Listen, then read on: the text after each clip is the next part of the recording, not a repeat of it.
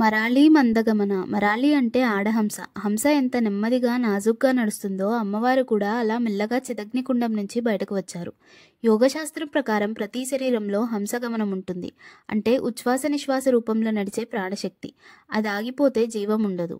ఈ ప్రాణశక్తి కూడా ఎప్పుడూ ఒకేలా ఉండదు. ఉదయానికి సాయంత్రానికి మారుతుంది. మన భావోద్వేగాల ప్రకారం కూడా మారుతుంది.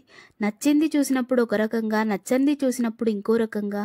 కోపం, భయం, బాధ, ఆశ్చర్యం, నవ్వు, ప్రతి భావం మన ఊపిరిని వేగంగా లేదా నెమ్మదిగా మార్చేస్తుంది.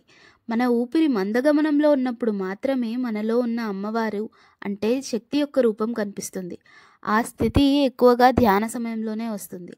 ఆ సమయంలో ప్రాణశక్తి మూలాధారం నుంచి సహస్రారానికి చేరి మళ్ళీ ప్రశాంతంగా మూలాధారానికి తిరిగి వస్తుంది. ఈ శాంతమైన గమనమే యోగులకు ఎప్పుడూ ఉంటుంది. ఇదే అమ్మవారి అసలు స్వరూపం.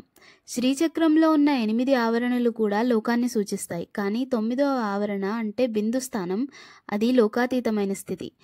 అక్కడి నుంచి వచ్చిన శక్తే 8 ఆవరణాలను వ్యాపిస్తుంది. పైకి చూస్తే అమ్మవారు నెమ్మదిగా నడుస్తున్నట్టే కనిపిస్తుంది. కానీ మందగమనం అంటే నిజానికి చిచ్చక్తి యొక్క గమనం. అదే మన ఊపిరి, మన ప్రాణశక్తి. శ్రీమాత్రే నమః.